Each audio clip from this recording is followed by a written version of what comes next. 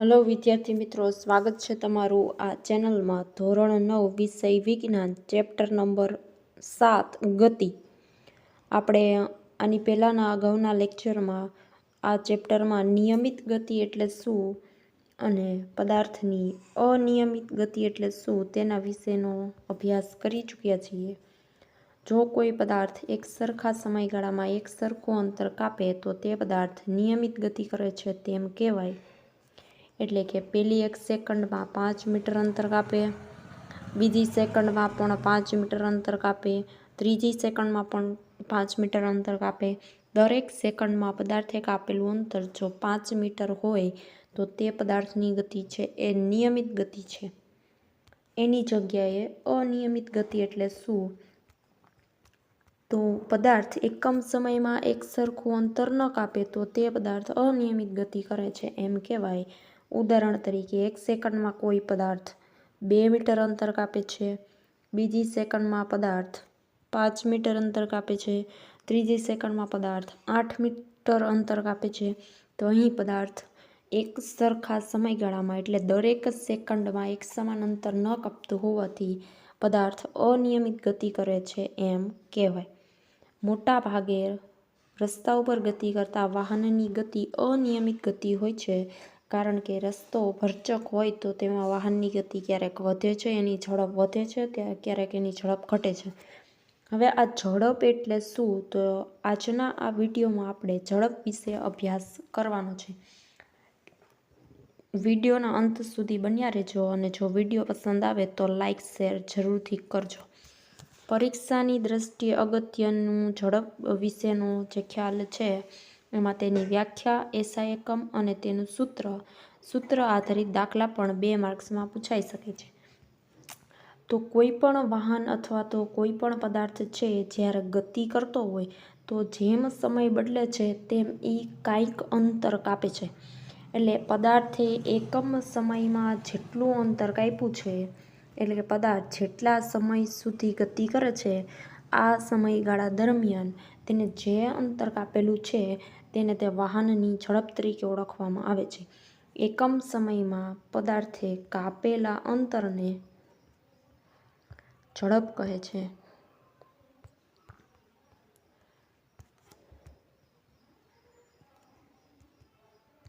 આ ઝડપની વ્યાખ્યા છે. કોઈ પણ પદાર્થે એકમ સમયમાં કેટલું અંતર કાપેલું છે તેને તે વાહનની અથવા તે પદાર્થની ઝડપ તરીકે ઓળખવામાં આવે છે.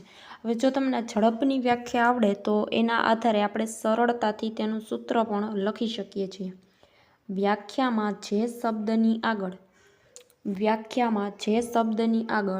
સમય એકમ એવો શબ્દ આવે છે, વ્યાખ્યામાં જે શબ્દની આગળ એકમ એવો શબ્દ આવે એને હંમેશા સૂત્રમાં છેદમાં લખાય. વ્યાખ્યામાં જે શબ્દની આગળ એકમ એવો શબ્દ આવે તો અહીં એકમ કોની આગળ આવે છે? તો કે સમયની આગળ. તો હંમેશા સમયને છેદમાં લખાય. અને પદાર્થ એકમ સમયમાં શું કાપે છે? તો અંતર. તો અંતરને હંમેશા ઉપર લખાય. તો આપણને સરળતાથી ઝડપનું સૂત્ર મળી જાય. ઝડપ બરાબર અંતરના છેદમાં સમય. આને કહેવાય ઝડપનું સૂત્ર. ઝડપ માટે ટૂંકમાં કઈ સંજ્ઞા વપરાય? તો કે સ્મોલ વી બરાબર અંતર માટે કઈ સંજ્ઞા વપરાય? તો કે એસ. અને સમય માટે ટી એટલે કે ટાઈમ ઉપરથી સ્મોલ ટી. આ ટૂંકું સૂત્ર છે. વી બરાબર એસના છેદમાં ટી. આ બંને ઝડપના સૂત્ર છે. ઝડપ બરાબર અંતરના છેદમાં સમય, વી બરાબર એસના છેદમાં ટી. આ છે એનું સાંકેતિક સ્વરૂપ છે. જો વી બરાબર એસના છેદમાં ટી યાદ રાખવું હોય તોય ભલે, અને અંતર છેદમાં સમય યાદ રાખવું હોય તોય ભલે. પણ અહીં વી એટલે ઝડપ થાય, એસ એટલે અંતર થાય અને ટી એટલે સમય થાય તે આપણને ખબર હોવી જોઈએ. બાકી આ ઝડપ શોધવા માટેનું સૂત્ર છે. જો તમને આ સૂત્ર આવડે તો એના પરથી તેનો એસઆઈ એકમ સરળતાથી આપણે બનાવી શકીએ. ઝડપ બરાબર અંતરના છેદમાં સમય. હવે ઝડપનો આપણે એસઆઈ એકમ શોધવાનો છે તો એના સૂત્રમાં અંતર આવે છે અને સમય આવે છે. બંનેના આપણને એસઆઈ એકમ ખબર હોય તો અંતરનો એસઆઈ એકમ થાય મીટર, જેને સ્મોલ એમ સંજ્ઞા વડે દર્શાવાય, છેદ એમ નામ. સમય માટે એસઆઈ એકમ છે સેકન્ડ, જેને સ્મોલ એસ વડે દર્શાવાય. એટલે મીટર પ્રતિ સેકન્ડ આને કહેવાય એમ એટલે મીટર. આ જે આડો લીટો છે એને કહેવાય પ્રતિ, એસ એટલે સેકન્ડ. અહીંયા સેકન્ડની એક પણ ઘાત નથી, એનો અર્થ એવો થાય કે એને +1 ઘાત છે. હવે +1 ઘાતને તમે ઉપર લઈ જાઓ એટલે થઈ જાય -1 ઘાત. તો આને આ પણ રીતે લખી શકાય, મીટર ગુણાકારમાં સેકન્ડની -1 ઘાત. એટલે ઝડપનો એસઆઈ એકમ શું થાય, તો આને વંચાઈશું મીટર પ્રતિ સેકન્ડ અથવા તો મીટર સેકન્ડની -1 ઘાત. આ ઝડપનો એસઆઈ એકમ છે. હવે ઝડપના અન્ય પણ એકમો છે, જેમ કે અંતર જો સેન્ટીમીટરમાં હોય અને સમય સેકન્ડમાં હોય તો સેન્ટીમીટર પ્રતિ સેકન્ડ અથવા તો સેન્ટીમીટર સેકન્ડની -1 ઘાત. અને જો અંતર છે એ કિલોમીટરમાં હોય અને સમય છે એ કલાકમાં હોય તો કિલોમીટર પ્રતિ કલાક. અને એને આ રીતે પણ લખાય કિલોમીટર કલાકની -1 ઘાત. તો આ ઝડપના અન્ય એકમો છે. હવે તમે રસ્તા ઉપર વાહન લઈને જતા હોય તો ફોર એક્ઝામ્પલ તમારા વાહનની ઝડપ છે 50 કિલોમીટર પ્રતિ કલાક. તમે પૂર્વ દિશામાં જાઓ છો, તમારા વાહનની ઝડપ છે 50 કિલોમીટર પ્રતિ કલાક. તમે પશ્ચિમ દિશામાં વળાંક લીધો, આ પૂર્વ દિશામાં ગતિ કરો છો અને પશ્ચિમ દિશામાં વળાંક લીધો, તમારા વાહનની ઝડપ છે આટલી ને આટલી રહે છે 50 કિલોમીટર પ્રતિ કલાક. હવે પશ્ચિમ દિશામાંથી તમે ઉત્તર દિશામાં વળાંક લ્યો છો, છતાંય તમારા વાહનની ઝડપ છે એ આટલી જ રહેશે 50 કિલોમીટર પ્રતિ કલાક. તો અહીં ઝડપને માત્ર મૂલ્ય છે, જેમ દિશા બદલાય એમ ઝડપ બદલાવી જરૂરી નથી. તમે પૂર્વ દિશામાં 50 કિલોમીટર પ્રતિ કલાકની ઝડપે ગતિ કરી શકો. હવે જો પશ્ચિમ દિશામાં જવું હોય તો તમારે ઝડપ વધારવી પડે એવું જરૂરી નથી. એટલે ઝડપ છે એના માત્ર મૂલ્ય હોય. આ 50 છે, 60 છે, આપણે બોલો 50ની સ્પીડમાં ચલાવે, 100ની સ્પીડમાં ચલાવે, તો 50, 100 એ શું છે, માત્ર મૂલ્ય છે. અને પાછળ તમે જે લખો છો કિલોમીટર પ્રતિ કલાક, એ એનો શું છે, તો કે એનો એકમ દર્શાવે, ઝડપનો એકમ. આપણે સામાન્ય રીતે ઝડપ છે કિલોમીટર પ્રતિ કલાકમાં માપીએ છીએ, મીટર પ્રતિ સેકન્ડ કે સેન્ટીમીટર પ્રતિ સેકન્ડમાં નથી માપતા. વાહનની ઝડપ સામાન્ય રીતે કિલોમીટર પ્રતિ કલાકમાં માપવામાં આવે છે. તો 50 હોય, 60 હોય, 100ની સ્પીડે, 120ની સ્પીડે, એ શું દર્શાવે, મૂલ્ય. એમાં ક્યાંય દિશા આવતી નથી. જેમ કે 60 કિલોમીટર પ્રતિ કલાક છે, એમાં આ 60 મૂલ્ય દર્શાવે અને કિલોમીટર પ્રતિ કલાક છે એ એનો એકમ છે. કોનો, તો કે ઝડપનો. આમાં ક્યાંય દિશા દર્શાવેલી નથી. પૂર્વ, પશ્ચિમ, ઉત્તર, દક્ષિણ ક્યાંય તમને દિશા જોવા મળતી નથી. એટલે જેને માત્ર મૂલ્ય હોય પરંતુ દિશા ન હોય, કોઈ પણ પ્રકારની દિશા ન હોય તેવી ભૌતિક રાશિને અદિશ રાશિ તરીકે ઓળખવામાં આવે છે. તો ઝડપ છે એને માત્ર મૂલ્ય હોય અને દિશા ન હોય. વાહનની ઝડપ માપવા માટેનું વાહનમાં એક સાધન છે જેનું નામ છે સ્પીડોમીટર. વાહન કેટલી સ્પીડમાં ચાલે છે આવું તમે જોશો તો વાહનમાં એક ગોળ રાઉન્ડ હોય, અહીંયા વચ્ચે એક નીડલ જેવી રચના હોય અને અહીંયા આંકડા દર્શાવેલા હોય. 0 હોય, સ્થિર અવસ્થામાં હોય ત્યારે આ નીડલ જેવી રચના છે, અહીંયા 0 એ હોય. પછી અહીંયા લખ્યું હોય, ધારો કે 50 છે, અહીંયા 100 છે,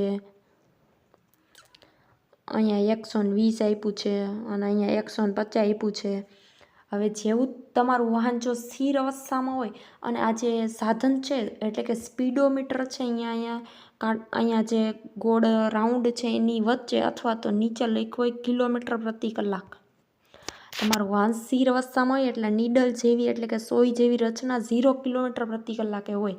પછી જેવું તમે લીવર દેશો એટલે તમારા વાહનની ઝડપ વધે, 10 થાય, 20 થાય, 30, 40, 50 એમ આગળ વધતી જાય. તમે તમારું વાહન જેટલાની સ્પીડમાં ચાલતું હોય એટલાની સ્પીડ છે અહીંયા દર્શાવશે.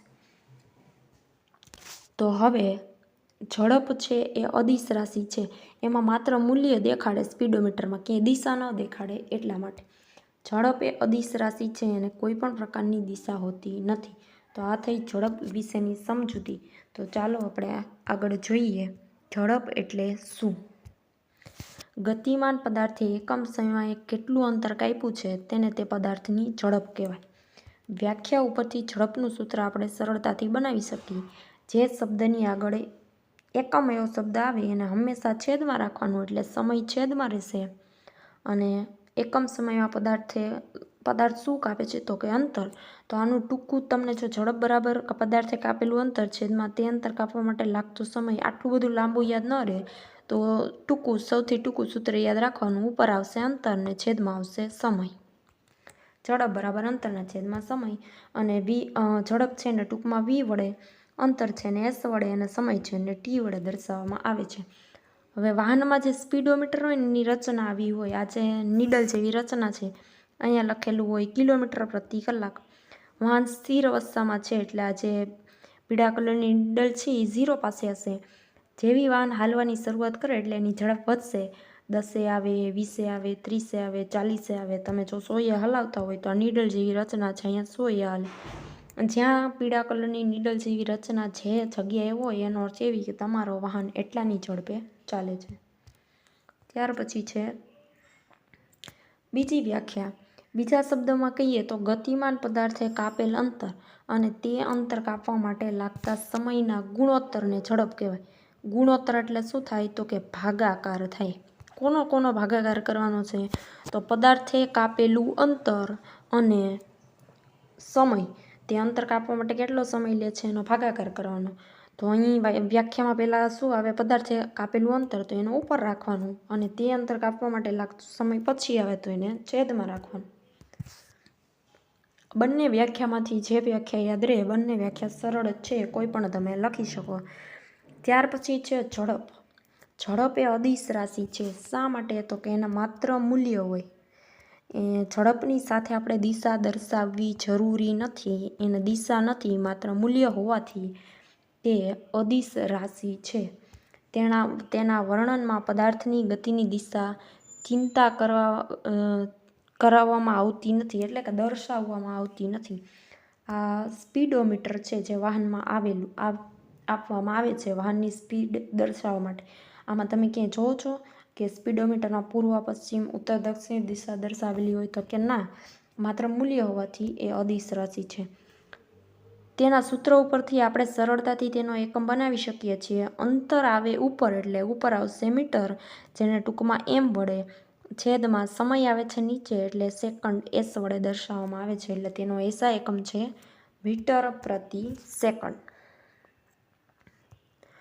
હવે તમને ઝડપ છે એ મીટર પ્રતિ સેકન્ડમાં આપેલી હોય અને તમારે જો કિલોમીટર પ્રતિ કલાકમાં ફેરવવી હોય.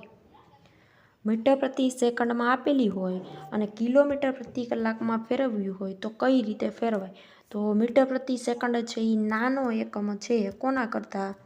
તો કે કિલોમીટર પ્રતિ કલાક કરતાં. કિલોમીટર પ્રતિ કલાક એ મોટો એકમ છે કોના કરતાં? તો કે મીટર પ્રતિ સેકન્ડ કરતાં. હવે તમને ખબર હશે કે 1 કિલોમીટર બરાબર કેટલા મીટર થાય? તો કે 1000 મીટર. અને 1 કલાકમાં કુલ કેટલા સેકન્ડ હોય? તો કે 3600 સેકન્ડ. તમારે ફેરવવું છે કોને? મીટર પ્રતિ સેકન્ડને. શેમાં ફેરવવું છે? તો કે કિલોમીટર પ્રતિ કલાકમાં તમારે ફેરવવું છે. અથવા તો તમને આપેલું છે કિલોમીટર પ્રતિ કલાક, એને તમારે ફેરવવું છે મીટર પ્રતિ સેકન્ડમાં. તો આપણે પહેલાં ફેરવીએ કિલોમીટર પ્રતિ કલાકને કેમાં? તો કે મીટર પ્રતિ સેકન્ડ. 1 કિલોમીટર કેટલા મીટર થાય? તો કે 1000 મીટર. તો અહીંયા 1 કિલોમીટર છે અને તમારે મીટરમાં ફેરવવા હોય તો ઉપર કેટલા લખાય? 1000 મીટર. છેદમાં આ 1 કલાકને કેમાં ફેરવવા છે? સેકન્ડમાં. તો 1 કલાકમાં કેટલી સેકન્ડ હોય? તો કે 3600 સેકન્ડ હોય. હવે ઉડે એટલું ઉડાડવાનું, બાકી બધું એમના. આ 2 મીંડા જાય. હવે અહીંયા વધ્યા 10, તો 5 દુ અને 10 અને 18 દુ અને 36. તો અહીંયાથી 2 થાય. ઉપર કેટલા વધ્યા? તો કે 5. છેદમાં કેટલા વધ્યા? તો કે 18. આ તમે કેમાં ફેરવા? તો કે ઉપર મીટરમાં ફેરવા અને નીચે સેકન્ડમાં. હવે તમને અહીંયા આપેલું છે, અત્યારે આપણે જે ફેરવાતા ઉપર વધ્યા હતા 5 મીટર, છેદમાં વધ્યા હતા 18 સેકન્ડ. આ કોને કેમાં ફેરવાતા? તો કે કિલોમીટર પ્રતિ કલાકને. જો કિલોમીટર પ્રતિ કલાકને તમારે કલાકને જો તમારે મીટર પ્રતિ સેકન્ડમાં ફેરવવા હોય તો જે આપ્યું છે એને ગુણાકારમાં 5, ભાગાકારમાં 18 કરવાના. અને જો નાનો એકમ હોય એટલે કે મીટર પ્રતિ સેકન્ડ હોય એમાંથી તમારે ફેરવવા છે મોટા એકમમાં એટલે કિલોમીટર પ્રતિ કલાકમાં, તો આનાથી ઉલટું કરી નાખો. 18 છે એ નીચે છે તો હવે 18 છે એ ઉપર લઈ લેવાના, 5 છે એ અંશમાં છે તો હવે 5ને છેદમાં લઈ લેવાના. અથવા તો આપણે જેમ હમણાં 1000 વડે ગુણ્યા હતા એની જગ્યાએ 3600 વડે ગુણવાના અને 1000 વડે ભાગવાના. તો અહીંયાથી 2 મીંડા જાય, 5 દુ ને 10, 18 દુ ને 36, તો ઉપર આવશે 18 છેદમાં આવશે 5. તો આ રીતે તમે કિલોમીટર પ્રતિ કલાકમાંથી અને મીટર પ્રતિ સેકન્ડમાંથી સરળતાથી ફેરવી શકો. બસ ઝડપ વિશે આટલી જ માહિતી આપણા કોર્સમાં આપેલી છે. જો તમને કંઈ પણ પ્રશ્ન હોય તો કમેન્ટમાં જરૂરથી જણાવજો. અને વિડીયો પસંદ આવ્યો હોય તો લાઈક, શેર અને ચેનલ પર નવા હોય તો ચેનલને સબસ્ક્રાઈબ જરૂરથી કરજો.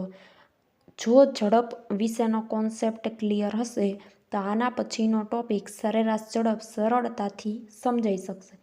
જો વિડીયો પસંદ આવ્યો હોય તો લાઈક, શેર અને ચેનલ પર નવા હો તો સબસ્ક્રાઈબ જરૂરથી કરજો. ધન્યવાદ.